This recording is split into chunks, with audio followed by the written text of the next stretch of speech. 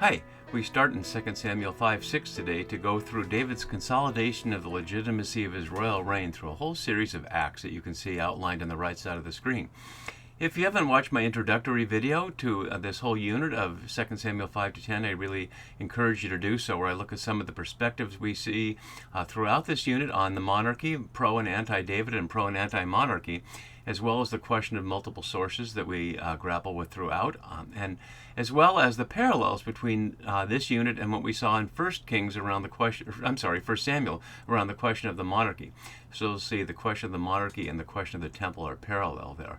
And we're only going to deal with these 5 verses today, 6 to 10, but there's so much raised by this that we really have to look closely, because if you look at it at first, it's, well, David took Jerusalem and now he has a royal city. But it's not nearly as simple as that, and some of these questions here suggest why. So before we look at the story, I'd just like to get our gears moving by looking at some of the questions that this confusing text raises. And as I do so, I'm not going to suggest there are answers to all these. The blind and the lame are particularly a problem that scholars have raised many possibilities for, but none of them ultimately persuasive to very many at a time, hence the constant new possibilities. And this has been true since before the Bible was done, because the authors of 1 Chronicles leave out the whole business about the blind and the lame, and they seem, as some scholars suggest, not to have understood the Samuel text as well. So I'm not suggesting when we're done here we're going to have absolute clarity, but at least we can see what's going on in the text, and you can reach some of your own conclusions. So we see right away the king and his men marched, and we're going to look at the translation issue of that when we look at the details, to Jerusalem against the Jebusites, whom we hear for the first time here in 2 Samuel, the inhabitants of the land. And why are they called that?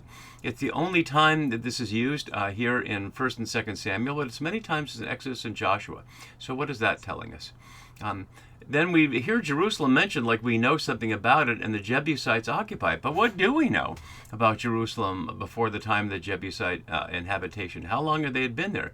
We have a couple of texts that help us see it, and maybe it's worth looking at those right now as we begin to go through these questions. And as you can see there in the yellow from Joshua 10 and Judges 1, I just bring up a couple of excerpts so we can see what's going on here. And I'm not making any statements about the order of composition between Joshua and Judges, whether those are at the same time or not, and the relation with 2 Samuel in general or 2 Samuel here. But plainly, as I was noting in the introductory video, this unit in 2 Samuel 5 to 8 at least has a lot of Deuteronomistic elements to it, not least of which will be, as we'll see, the mention of Yahweh's liberating people from Egypt, otherwise not a theme in the books of Samuel, and a number of other details we'll see along the way. So whatever we might think overall of the narrative of David's reign, and especially of the succession of Solomon, which I've been arguing throughout is a relatively early text, roughly from the time of Solomon, certainly this text here is from a later time, but I'm not going to get in all the details. And part of the reason for that is its way that it engages with these stories from Joshua and Judges, which you can decide for yourself which you think came first. So we see here in Joshua King Adonai-Zedek, which is certainly a Hebrew name, meaning Lord of Justice, or my Lord is just, there, of Jerusalem. We don't hear that he's a Jebusite here. We just hear this name, and seems to have an Israelite name. He heard how Joshua had taken the town of Ai and destroyed it, so he became frightened and sent a message to some neighboring kings to come up and help him protect themselves against the Israelites. So we see it there as a position of battle. And then in the book of Judges, we see at the very beginning of Judges, Judah both as an individual and as a people, we'll hear named here. We see down here the people of Judah, but in some parts of Judges it's suggesting the literal Judah, the son of Jacob, although it would be anachronistic in this time period, of course. So Judah went up, and Yahweh gave the Canaanites and Perizzites, notice generically there, the broad name Canaanites. Canaanites relates to Jebusites as Indians might relate to Cherokee, as a general label imposed from outside on the specific tribal names that the people give themselves. But here they came upon Adonai-Bezek, a little different than Adonai-Zedek, at Bezek, a different town, and fought against him. And then they brought him to Jerusalem, and he died there. And the people of Judah fought against Jerusalem and took it. They put it to the sword and set the city on fire. So how do we relate this historical incident at some time prior to David with the Jebusites' occupation of it here and David's taking of it here now? And the answer is simply we can't know. There's nothing we can do to make a connection between those. They're simply two different traditions, and scholars grapple with that. So then we see 3 times here this mysterious reference of the blind and the lame. We see it here, and then we see it twice here. And what's that all about? Why the focus on the blind and the lame there? Then we see in verse 7, after this immediate description of marching, suddenly David took the stronghold. Notice no battle is named, no confrontation, just that he took it. But as my question here is, why the stronghold of Zion rather than Jerusalem or the city? He names the stronghold of Zion now, the now of the author here, the city of David.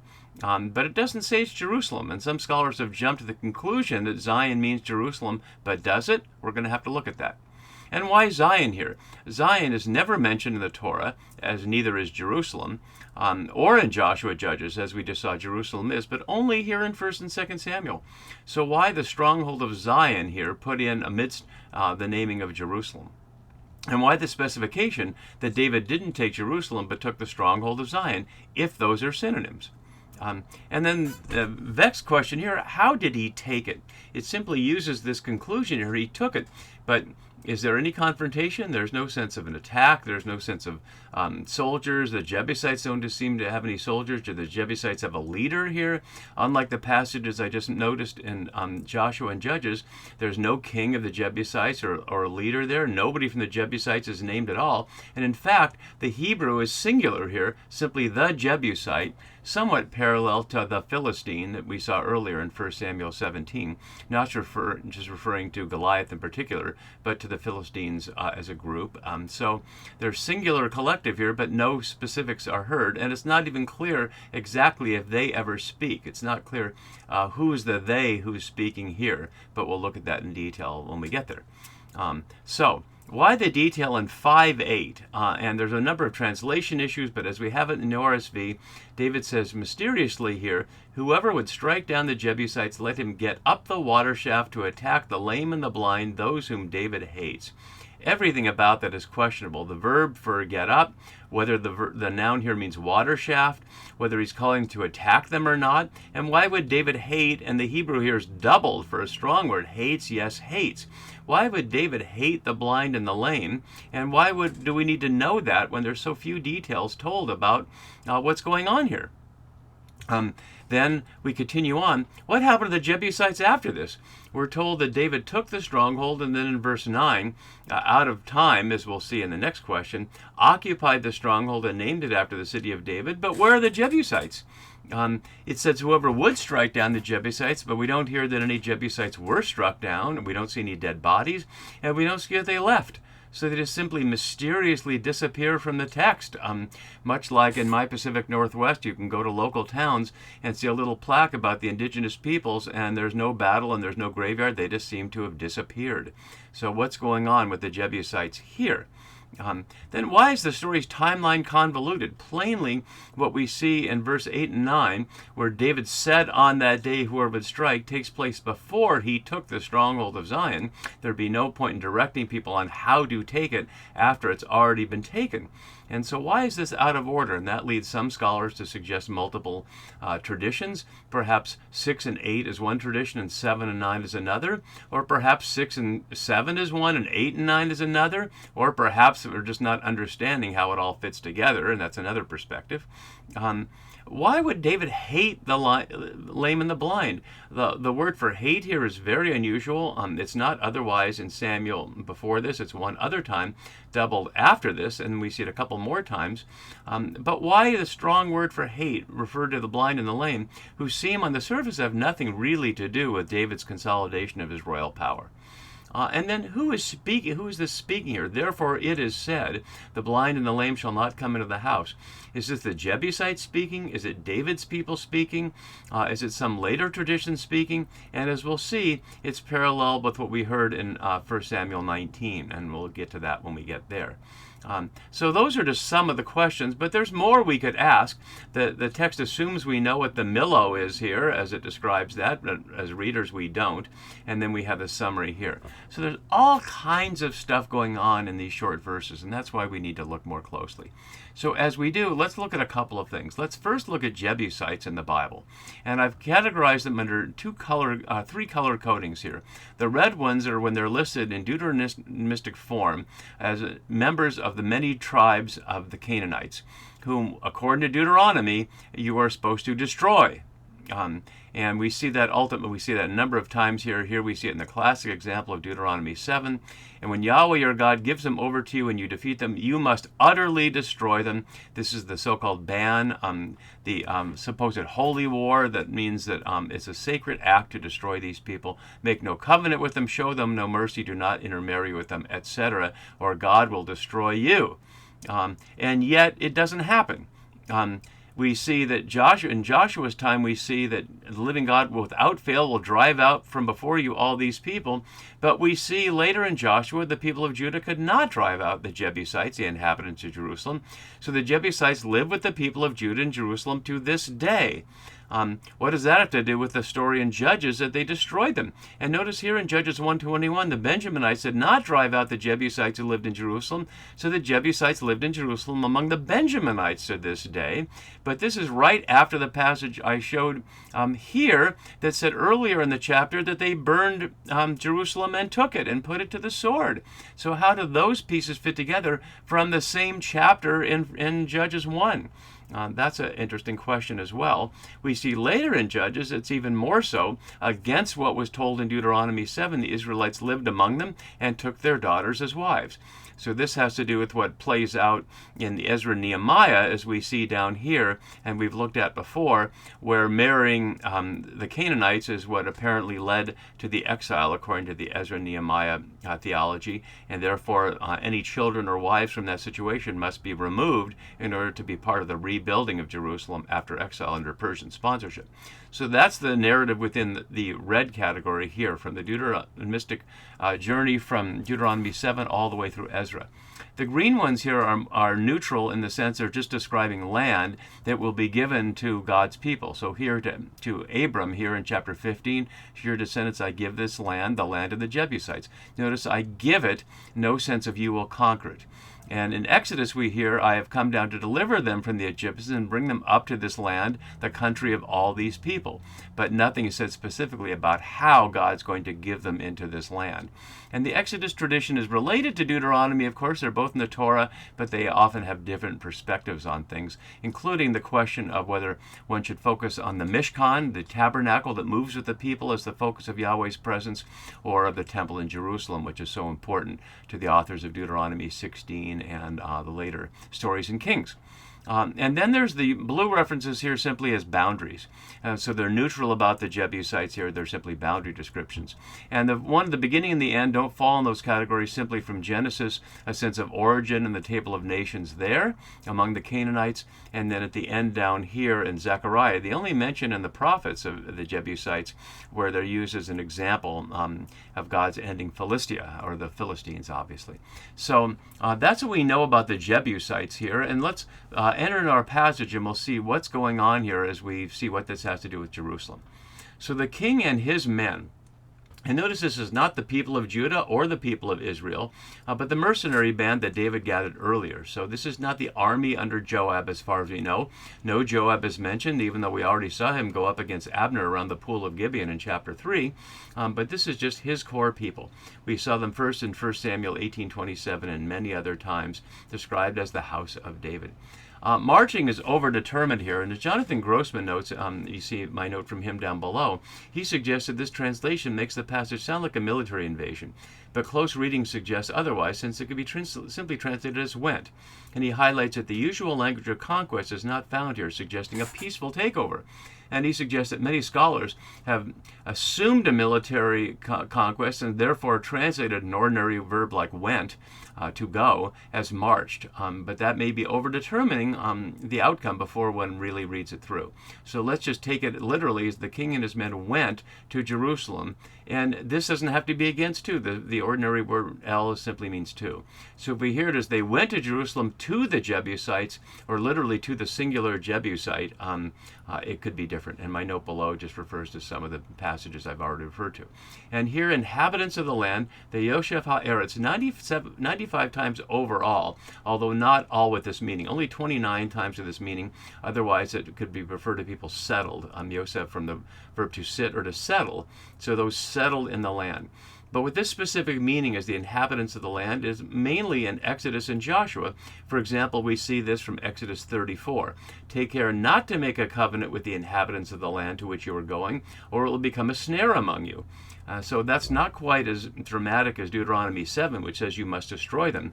But this is just to stay away from them so you don't lose your sense of the covenant commitment to Yahweh by being integrated into other people's understandings of who they are in relation to their own gods. But this is unusual here, and certainly the first of many suggestions that point us to an Exodus and Deuteronomy background to the story that the audience is hearing. So the inhabitants of the land who said to David, and this is certainly a first of many senses of flashback in this sort of thing in this section, because they can't be saying this to him as he's marching to them, or maybe they are. It's certainly suggesting it's something they said before he got there.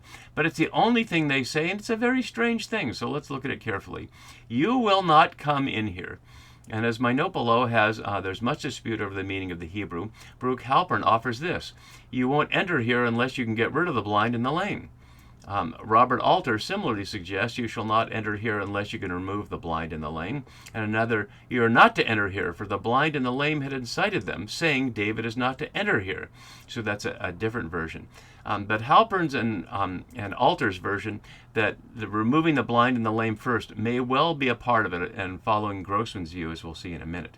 So you will not come in here, and as Falkman notes, the not coming in forms a ring around the invalids, the blind and the lame. So will not come in and not come in, surrounding the blind and the lame here.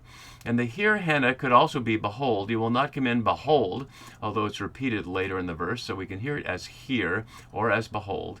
And then we hear about the blind and the lame, and only here in the parallel verse in anywhere in 1st or 2nd Samuel. And yet, as Graham Old notes, and some scholars, including Grossman, have followed him, blind like Eli, lame like Mephibosheth, who we haven't met yet. In each case, their physical impairment is taken as a symbol of unfitness for office of a house, royal or priestly, that deserves to be supplanted. Neither merits a role in David's city or in Yahweh's house there, which is to say, the house of Eli, whose sons are corrupt and therefore replaced by Samuel, or Mephibosheth, who's Saul's grandson, Jonathan's son, who's lame in his feet, and David takes in as a captive to eat at the royal table. So that's one perspective, and there are many other perspectives that most of them are simply guesses, and I won't follow all the guesses.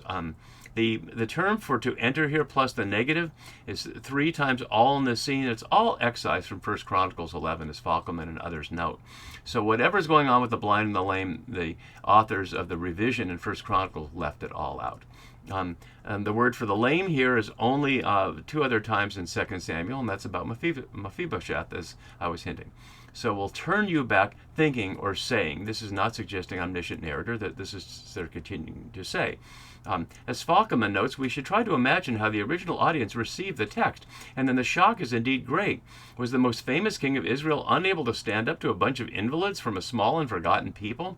If you interpret it that way. As the blind and the lame are the ones who would turn David and his men away, as if to say, you're so weak that even our most feeble people will protect us against you. But that's only one of a number of possibilities. But then we get this, nevertheless, David took the stronghold of Zion, which is now the city of David.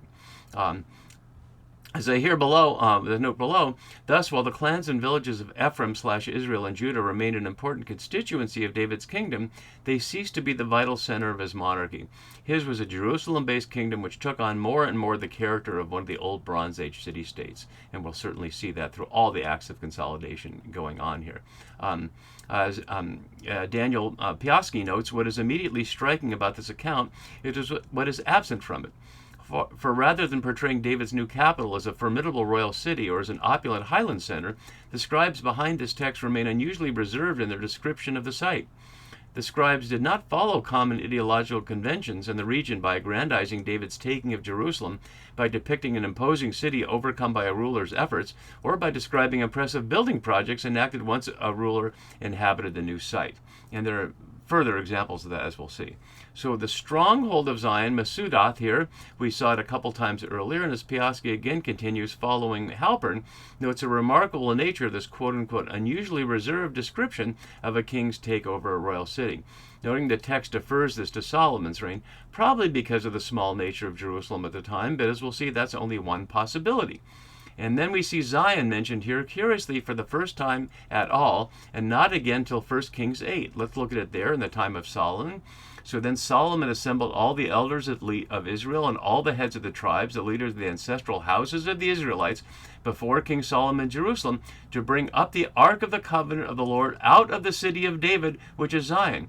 And notice what's not said there. It does not acquaint Zion with Jerusalem, but in Jerusalem they went up to the city of David, which is Zion. And that corresponds, according to the biblical atlas here, with the city of David and the Millo, as we'll see mentioned below. Let's go back to our text here. We see the Millo that David built up here as only a part of it here, and the rest of Jerusalem, the eventual Temple Mount to the north. And we see a similar thing if we look at Google Maps version of it here, that even to this day, the so-called city of David, in the same location that we saw it on the biblical map, is only a small part of it. The stronghold of Zion, the city of David, is not the same as Jerusalem. It's only a piece of it, as we can see here.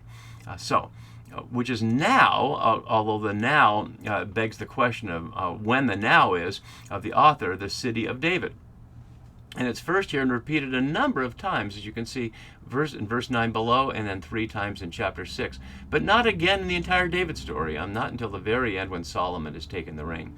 As Falkman notes here, the author steals a scoop right from under the nose of the hero by divulging the title City of David before the auctor intellectualist gets around to giving us the name, which is to say here that he named it that, as we see in the verse below here in verse 9.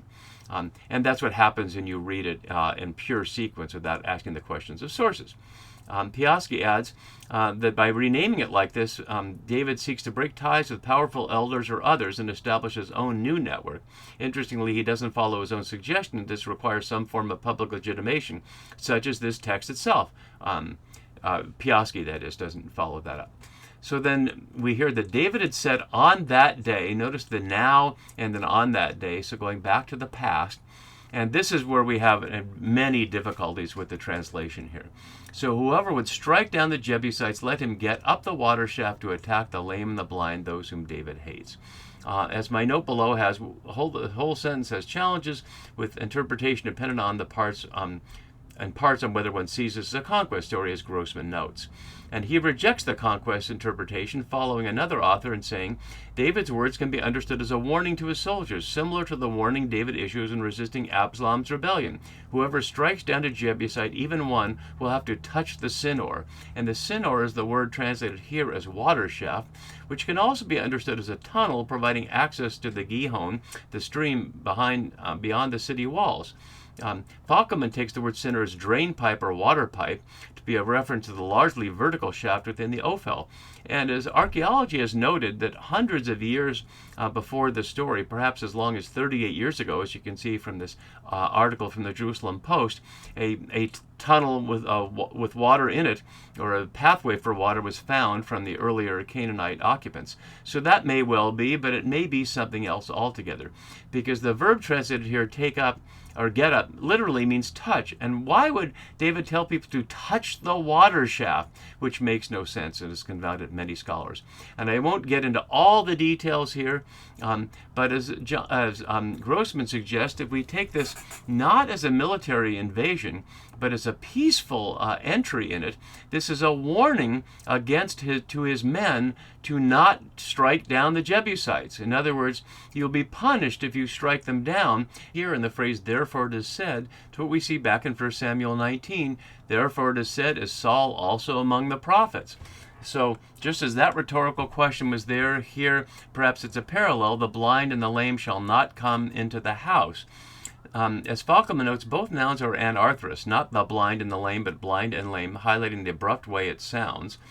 He notes that the context of earlier 4:4 and chapter 9 that follows show that the line ought not indeed to be ascribed to David, but to the people. And that was one of the questions I listed there. Is that David saying that, as Grossman suggests, or as a part of this, or is it about something else? Grossman's point is, if this is if this is a peaceful entry, the blind and the lame represent impurity of the city the Jebusites see as a holy city. So David is going along with them, suggesting, I will continue this as a holy city and not let anybody disabled enter here. And the blind and the lame being a stand-in in the Bible for any kind of disability. As my note from Wazana has below here, he says it's a merism forbidding all disabled persons rather than exclusively priests to enter the temple. Why David would want that kind of purity, especially since, as Grossman notes, the people who went with him, or I'm sorry, as Wazana notes, the people who went with him would not have been the elite of society. They would have been pretty marginal. We saw they were only with David earlier because they were disgruntled and marginalized. So they weren't necessarily disabled, but they would not be the cream of society that you'd want to have in a so-called pure society. Certainly not the kind of purity we see in Ezra in the post-exilic period, a purity defined by ethnicity rather than bodily integrity.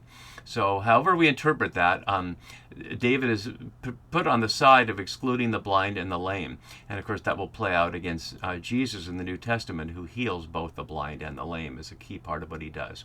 And so we see what perhaps is a second conclusion here. After, if I scroll back up, we can see that we saw in verse 7, he took it. I'm sorry, I went up too far there. And if we just scroll down a little farther to our immediate passage, we see the parallel here, that David occupied. So he took it here and he occupied it, or settled in it, and named it after the narrator already had the city of David. And that's what leads Wazama to suggest different sources here, that 6 and 8 are one source and 7 and 9 are another source, but we don't have to go there. And then we finally see, and what I know is a long video, that David built the city all around from the Millo inward, seeing this section here. And we don't know exactly what that means, but suggesting he was on the building campaign. And our passage ends with the narrator's summary, and David became greater and greater, the doubling on emphasis here, for Yahweh, the God of hosts, was with him, naming this as the God of military power, even though the scene was not a military scene.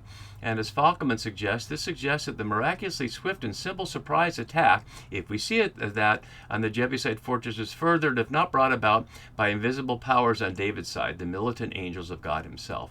And so we can read it consistently as Falkman does, as a military invasion, but then have those questions that I left here left hanging. We can read it as Grossman does, as a peaceful invasion, and the Jebusites are still there, as we see, living peacefully with them.